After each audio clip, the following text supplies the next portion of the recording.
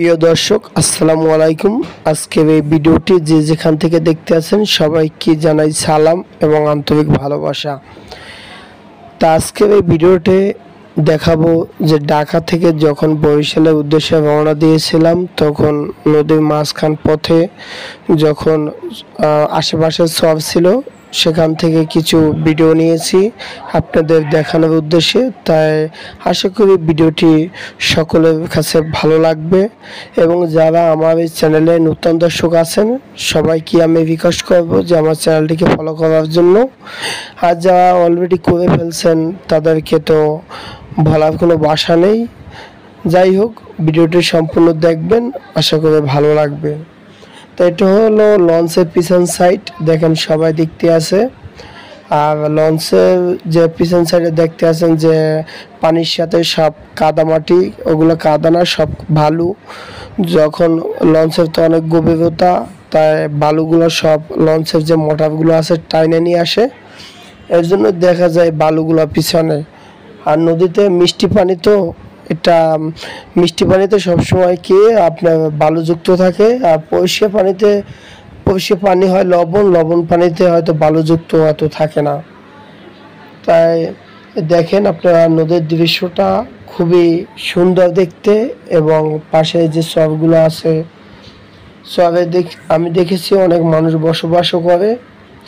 তা আমি দূর থেকে ভিডিওটি নিয়েছি। তা আপনারা দেখেন যে নদীতে কিন্তু এখন তেমন উত্তাপ নাই, পানির চাপও কম।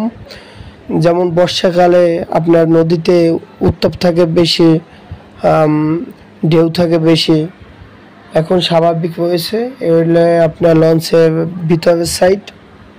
ভিতরের অংশ। তাই এখানে দেখেন আপনার একটি চরের পাশ থেকে আমাদের লঞ্চটি যাইতেছিল। তাই পাশে দেখেন একটি বিশাল একটি চর, এটি আগে নদী ছিল, এখন চর জাগছে। তারপর চর ভেঙে দেখছেন, চর জাগতেও সময় লাগে না, ভাঙতেও সময় লাগে না।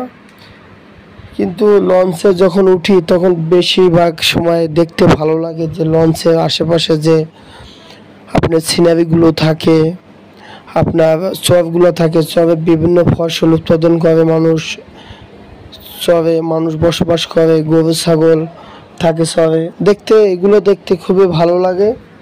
তো এটি হলো আপনার ভিতরের অংশ। তাই লঞ্চে বেশিরভাগ আপনার বড় বড় লঞ্চে আপনার ঢালা বিছানা থাকে, কিছু এখন লঞ্চ স্পেশালি হয়েছে যাতে বাসের যে সিটের মতন, বিমানের সিটের মতন ওইভাবে সিট রয়েছে লঞ্চেও।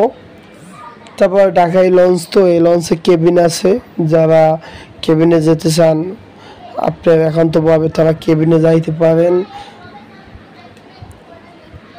তাই আশা করি ভিডিওটি সবার কাছে ভালো লাগবে।